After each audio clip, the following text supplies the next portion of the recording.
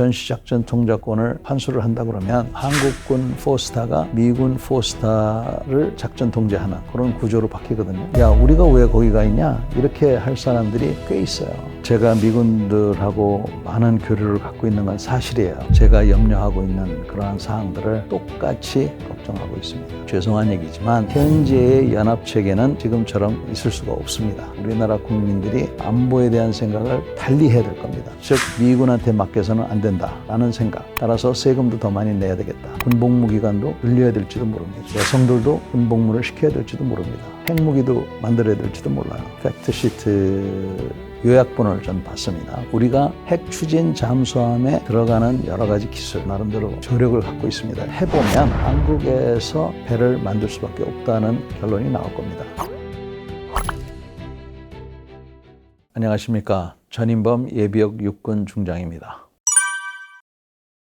미국도 생각이 많은 것 같습니다. 본인들도 어려운 환경에 있고요. 동북아 환경이 많이 바뀌었어요. 북한이 핵무장을 했고 비핵화할 확률도 지금 굉장히 낮고 미국을 직접 겨냥하고 있지 않습니까? 중국이 점점 더 군사적인 면을 비롯해서 미국에게 직접 간접적으로 도전하는 이런 환경의 변화, 안보적인 환경 변화에 맞춰서 국방비가 과도하게 소비가 되고, 그러나 무엇보다도 우리 대한민국에 대한 나름대로의 신뢰가 더 한 것 같아요. 특히 전에는 한국이 오히려 도발적으로 상대방을 자극할 수 있다 하는 그러한 염려들을 했는데 우리 대한민국에 대한 그런 믿음이 좀 올라간 게 아니겠느냐. 대한민국이 안보적인 능력이 증가하면 증가할수록 미국으로서는 부담이 좀 덜하고 그런 요인도 분명히 있었을 거라고 봅니다.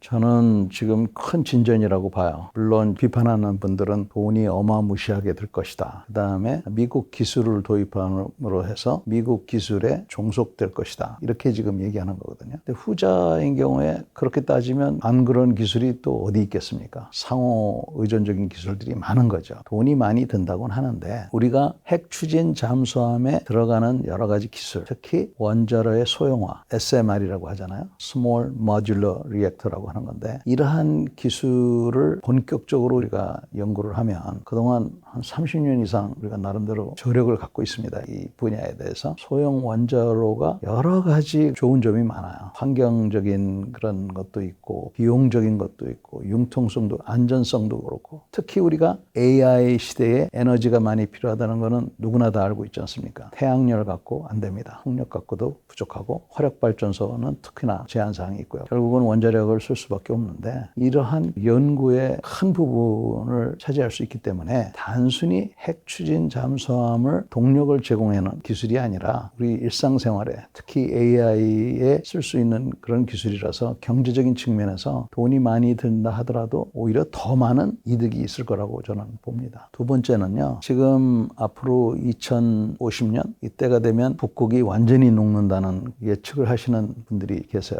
우리가 핵 추진 잠수함을 2035년 정도 얘기를 벌써 하고 있잖아요. 북극 항로가 열리게 되면 아시아하고 유럽 간의 통행 기간이 10일에서 20일이 줄어듭니다. 그러면 북극 항로가 엄청나게 중요한데 북극 항로의 초크 포인트가 되는 부분 중에 하나가 우리 대한해협입니다. 대한해협을 비롯해서 남해안, 동해안, 심지어는 서해안까지 이 일대 그리고 북극에 가게 되면 얼음이 많기 때문에 수상함보다는 잠수함 활동이 훨씬 더 필요하게 돼요. 그래서 기존의 디젤 잠수함 거기다가 AIP 잠수함 Air Independent Propulsion이라고 그래가지고 우리가 현재 갖고 있는 게 AIP입니다. 디젤 잠수함보다는 산소가 좀 덜 필요한 그러한 동력 방식인데 그것보다도 핵 추진 잠수함을 가짐으로 해서 우리가 어떠한 어려움이 있더라도 새로운 공급망을, 무역 항로를 지킬 수 있는 능력이 이제 생기는 거예요. 세 번째는 이제 군사적인 측면입니다. 이 잠수함이 막 돌아다닐 때 위험한 게 아니라 매복을 쓰고 있을 때가 제일 효과가 있습니다. 그래서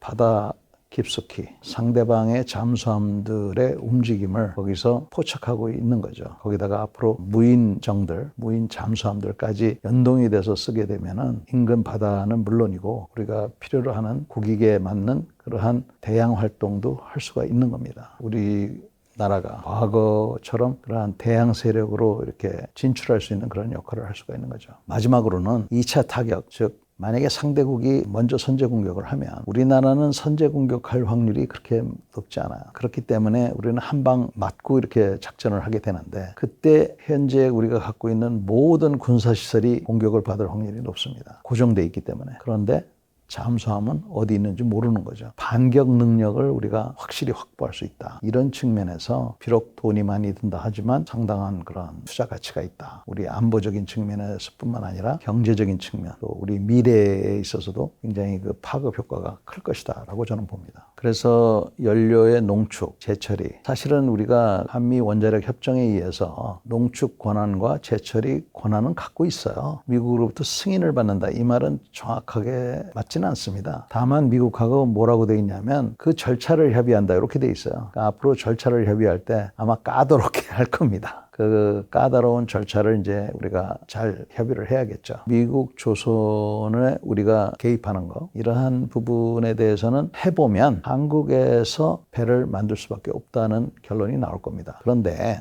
HME라는 게 있어요. Hull, Mechanics, Engine. 배를 만들 때 헐이라는 게 그 외곽 배 껍데기거든요. Mechanics라는 거는 거기에 각종 전기장치 이런 것들이에요. 조향장치, 조타, 이런 거. 그 다음에 엔진은 엔진이고. 요게 한 부분이고, 그 외의 부분이 있습니다. 통신장비, 무기, 그 다음에 감지 장비들, 소나, 레이더 같은 거. 주로 이런 것들이 보안에 관련된 거. 그 나라 국가의 극비 것들이 많아요. 굳이 우리나라에서 이것까지 다 할 이유가 없어요. 그러면 이게 우리나라에서 다 만들려면 미국 감독관들이 와가지고 잔소리를 엄청나게 합니다. 우리나라에서 우리나라 배 만들 때도 해군에서 감독관들이 엄청나게 감독을 세게 해요. 그래서 피곤해 죽는 거거든요. 그래서 HME를 한국에서 만들어서 이 배를 미국으로 그냥 보내서 거기서 나머지 자기네가 하고 이렇게 분업을 하면 좋겠다. 이렇게 저는 봅니다. 미국하고 신뢰를 바탕으로 이런 부분들을 잘 협조를 해서 서로의 국익에 맞기 때문에 해결이 가능할 거라고 저는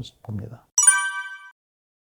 제가 서두에 두 가지만 먼저 얘기를 하겠습니다. 첫째는 전시작전 통제권은 주권의 문제가 아닙니다. 두 번째는 전시작전 통제권은 우리의 국익에 맞기 때문에 미군한테 맡긴 거에 불과해요. 자, 왜 국익이 아니냐. 전시가 되면 미군 사령관이 마음대로 하는 게 아닙니다. 미군 사령관은 한국 대통령과 미국 대통령이 협의한 내용을 바탕으로 해서 자기의 임무와 권한 범위가 정해지게 돼 있어요. 불이 세 군데에 났는데 어느 불부터 끌 거냐, 어떻게 끌 거냐, 누가 끌 거냐, 이거는 이미 위에서 정해줬고 그 지역 소방서장이 세 군데니까 세 개가 있으면 그중에 한 사람한테 당신이 나머지 소방서 가지고 여기부터 불을 끄시오 라고 했다면 이 소방서장이 주인입니까? 그 명령을 내린 위에가 주인이지. 그래서 이거는 주권의 문제가 아니에요. 우리나라 대통령이 목소리를 내면 낼수록 미군 사령관이 따르도록 돼 있어요. 그래서 이거는 주권사항이 아닙니다. 그래서 미국도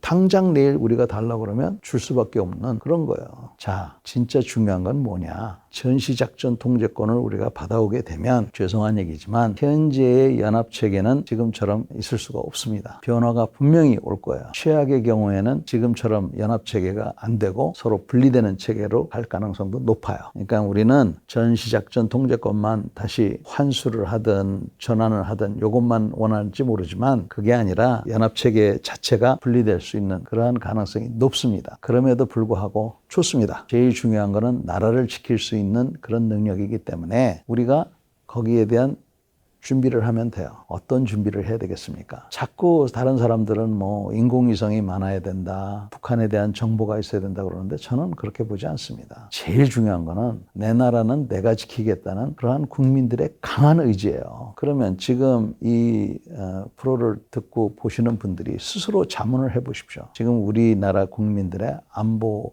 의식이 어떤가. 그래서 전시작전 통제권을 가져오면 우리나라 국민들이 안보에 대한 생각을 달리 해야 될 겁니다. 즉 미군한테 맡겨서는 안 된다라는 생각. 따라서 세금도 더 많이 내야 되겠다. 군복무 기간도 늘려야 될지도 모릅니다. 여성들도 군복무를 시켜야 될지도 모릅니다. 그런 것도 불안하면 핵무기도 만들어야 될지도 몰라요. 이런 것들을 생각해서 우리가 미군한테 일단 맡겨놓은 거죠. 왜?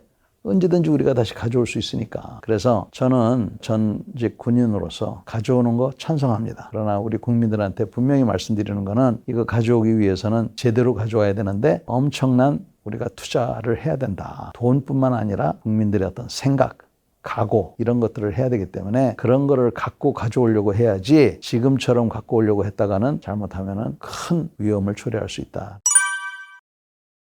제가 미군들하고 많은 교류를 갖고 있는 건 사실이에요. 제가 염려하고 있는 그러한 사항들을 똑같이 걱정하고 있습니다. 왜냐하면 미국도 군인 생각과 미국 정치인의 생각은 틀려요. 미국 군인들은 임무가 분명합니다. 동북아 안정, 한반도 전쟁 억제 분명하게 초점이 맞춰져 있어요. 그러나 미국 정치인은 그렇지 않습니다. 우선 잘 몰라요. 관심도 없고. 요즘은 K푸드다, K컬처다 해서 조금 드러나 봤지 그렇게 관심이 없어요. 그런 상황이기 때문에 미국 정치인들은 어떤 결정을 할지 몰라요. 예를 들면 전시작전 통제권을 환수를 한다 그러면 한국군 4스타가 미군 4스타를 작전 통제하는 그런 구조로 바뀌거든요. 그러면 미국 정치인들 중에서는 야, 우리가 왜 거기 가 있냐? 이렇게 할 사람들이 꽤 있어요. 그랬을 경우에 우리가 예상치 못한 결과가 있을 수가 있죠. 저는 하여간 이 전시작전 통제권을 전환하기 위한 노력을 열심히 하는 거는 찬성합니다. 국방비도 늘리고 무기를 새로 사려고 하지 말고 사람들한테 좀 투자를 했으면 좋겠다는 게 제 생각입니다. 우리가 여러 개의 과제를 뽑아놨어요. 예를 들면 한 300개라고 칩시다. 300개의 과제를 가지고 그 과제가 달성이 됐느냐, 달성이 안 됐느냐를 따져서 임무를 수행할 수 있다, 없다를 판단을 합니다. 문제는 이 300개의 과제 중에 상당수가 정성적으로 돼 있다는 거예요. 정량적이 아니라. 이게 무슨 말이냐면 예를 들면 탄약은 충분해야 된다. 이런 식으로 돼 있는 게 정성적이에요. 탄약 155mm 포탄은 100만 발이 있어야 된다. 이게 정량적이에요. 그러면 현재는 정성적으로 돼 있기 때문에 이거를 정량적으로 바꿔야 됩니다. 특히 탄약 같은 거. 방금 얘기했지만 155mm 폭탄은 100만 발, 133mm 로켓탄은 50만 발. 숫자로 딱딱딱딱 떨어져 나가야 돼요. 그래야 이게 정확한 판단이 되는데 지금처럼 탄약은 충분해야 된다. 이렇게 해놓으면 판단이 이게 격차가 많은 거죠. 다시 볼 필요가 있다. 그 다음에 이제 큰 그림에서 보면 한국군의 현대화가 완료가 돼야 된다. 그 말 뜻이 뭡니까? 북한이 핵 위협이 없어야 된다. 그거는 달성할 수 없는 목표잖아요. 지금 벌써 20년 전에 만들어 놓은 그 조건들이기 때문에 조건 자체도 지금 시대에 맞게 20년 전만 해도 북한의 비핵화가 가능할 것 같다는 생각을 했었거든요. 그렇기 때문에 이런 조건을 만들었는데 지금은 북한의 비핵화가 당분간은 어려울 것 같으니까 이런 조건 같은 것도 다시 한번 볼 필요가 있다라고 봅니다. 저는 그 한미 동맹이 강화되는 것을 늘 주장해온 사람입니다. 팩트시트 요약본을 전 봤습니다. 근데 저조차도 보고 상당히 놀랐습니다. 미국에게 전향적으로 지원한다고 이렇게 돼 있는데 특히 그중에서 이제 안보 분야 그 부분을 이제 제가 이렇게 봤는데 앞으로 5년 이내에 미국 무기 250억 달러를 구매한다. 또 주한미군에게 330억 달러를 지원한다. 이렇게 돼 있는데 이게 사실인지 모르겠어요. 엄청나게 많은 돈이거든요. 그래서 이걸 어디에다 쓰려고 하는지 아마 구체적인 부분에 있어서 흥미롭게 볼 필요가 있을 겁니다. 다만 제가 얘기하고 싶은 것은 미국의 F-35 전투기를 사고 하는 것도 좋습니다. 근데 그런 것보다도 우리 군인들이 직접 필요한 거 하다못해 응급처치 도구 같은 거 있어요. 그거 얼마 안 하지만 지금 현재 우리나라 그 법으로는 국산화를 먼저 쓰게 돼 있어요. 이 250억 달러를 미군 물건을 사야 되면 무슨 헬리콥터다, 전투기다 이거 말고 이런 것들부터 해서 소총 같은 것도 미국 소총들, 미국 기관총들 좋거든요. 현재 우리가 갖고 있는 것보다 좋습니다. 그다음에 AI, 인공지능 분야 있잖아요. 사이버 분야, 소프트웨어 분야. 우리는 소프트웨어 같은 거 잘 안 사옵니다. 우리가 개발을 하지. 그렇지만 250억 달러를 가져올 거면 저는 전투기는 이제 그만 샀으면 좋겠어요. 오히려 전투기에 탑재하는 정밀 유도, 폭탄, 유도탄 이런 것들을 더 사고 조종사들을 위한 훈련, 처우 개선 250억 달러의 조종사라든지 우리 군인들의 미국 유학 비용도 포함을 좀 시켰으면 좋겠습니다. 그래서 장교뿐만 아니라 부사관들도 미국에 가서 교육 훈련이라든지 이런 걸 좀 받았으면 좋겠고요. 고가의 하드웨어 말고 이런 소프트웨어, 교육 훈련 이런 부분에 돈을 좀 쓰면은 우리 전투력에 큰 기여가 될 거로 저는 봅니다.